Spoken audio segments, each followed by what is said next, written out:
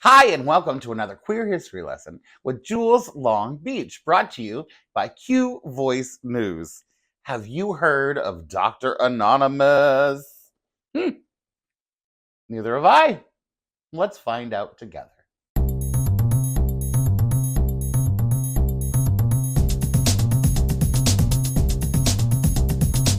His efforts were part of a historic effort in 1972 by a group of gay and lesbian activists who challenged the definition of homosexuality as a mental illness. In 1973, the American Psychiatric Association rocked the mental health world when it declared that homosexuality was not a mental disorder and homosexuals were not deviants. December of 2023 marked the 50th anniversary of this historic milestone. And here's how it happened.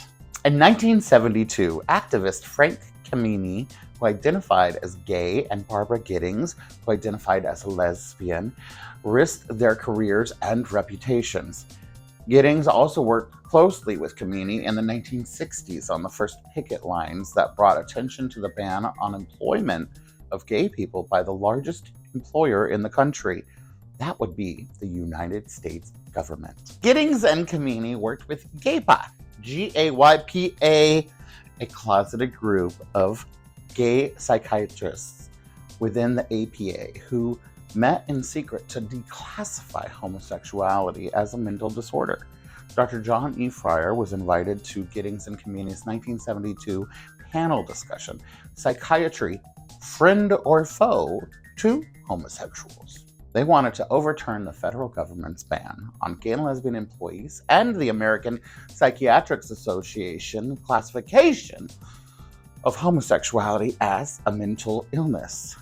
Gittings and Kameny had invited several gay and lesbian psychiatrists to speak at the panel, but they all turned down the chance to appear. Whoever accepted the invitation had to publicly acknowledge being gay. Many of the invited guests thought that such an admission would be career suicide. When Gittings and Kameny agreed with Fryer's condition to allow him to wear a mask, Fryer accepted the invitation. Fryer, who feared losing his medical license, was disguised in a Nixon mask and used a voice modulator and introduced as Dr. Henry Anonymous. In 1972, Dr. John Fryer made history when he spoke on an American Psychiatric Association panel and told the audience, "I am a homosexual, I am a psychiatrist."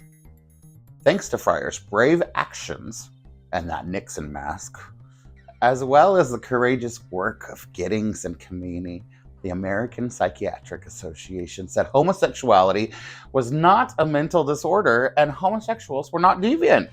Keep in mind, as long as psychiatrists said gay people were deviants, you could be discriminated against. You couldn't ask for equal protection under the law when you were deviants. You're not a citizen, you're a criminal.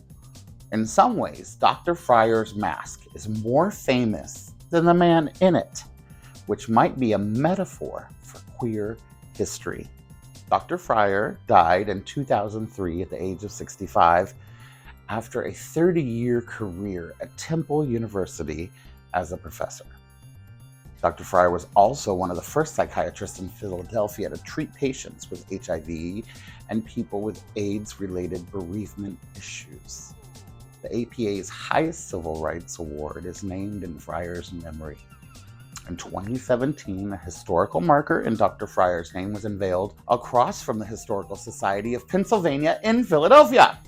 A brave doctor who, out of necessity, became Dr. Anonymous.